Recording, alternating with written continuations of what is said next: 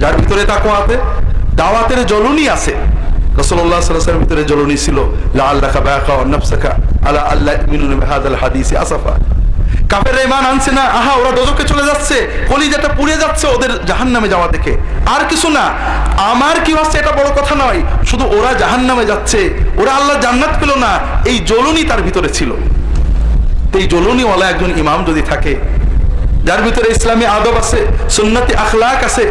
আমরা তো সুন্নত বলতে ভাইরা বাহ্যিক সুন্নতকে সবচেয়ে বেশি বুঝি, এগুলো সুন্নত, খারাপ না, কিন্তু সুন্নত রাসূলুল্লাহ সাল্লাল্লাহু আলাইহি ওয়াসাল্লাম আল্লাহ যেটা বেশি গুরুত্ব দিয়েছেন সেইটা তো বেশি গুরুত্বপূর্ণ। আল্লাহ রাসূলুল্লাহ সাল্লাল্লাহু আলাইহি ওয়াসাল্লামের একটা মহা প্রশংসা করেছেন, ইন্নাকা লাআলা খুলুকিন আযীম, নিশ্চয় আপনি একটা মহান আচরণ চরিত্রের অধিকারী, ঠিক না? আল্লাহ রাসূলুল্লাহ সাল্লাল্লাহু আলাইহি ওয়াসাল্লাম ইবাদতের প্রশংসা করেননি, পোশাকের প্রশংসা করেননি, পাগড়ির প্রশংসা করেননি, কিসের প্রশংসা করেছেন? আখলাকের, আচরণের, ব্যবহারের। মানুষের কথায় কষ্ট দেন না, মন দিয়ে শোনেন, রাগেন না, রাগ সহ্য করেন, সুমিষ্ট কথা বলেন, সবাইকে ভালোবাসেন।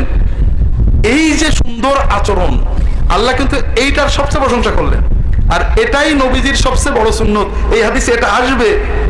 তবে এইরকম ইমামরা যদি আমাদের মসজিদে থাকতো, আর আমাদের দেশের লক্ষ লক্ষ মসজিদ এবং মাদ্রাসার মুসল্লি এবং তালবে ইলমরা প্রত্যেকে সপ্তাহে একদিন যদি এলাকার মানুষদেরকে দিনের দাওয়াত দিত, শুক্রবারে ফজরের নামাজ পড়ে গ্রামে ঢুকে, বাস ভাই তোমার মসজিদে দেখি না ভাই, কষ্ট লাগে, আমরা এই দুনিয়ায় যেমন আছি একসাথে জান্নাতে থাকতে চাই, একটু যদি দাওয়াত দিয়ে, বিশ্বাস করেন প্রতিটি মুমিনের সন্তানের ভিতরে ঈমান আছে, কেউ দিনের শত্রু না, শুধু ঈমানটা ওই শয়তানি কারণে চাপা পড়ে গেছে।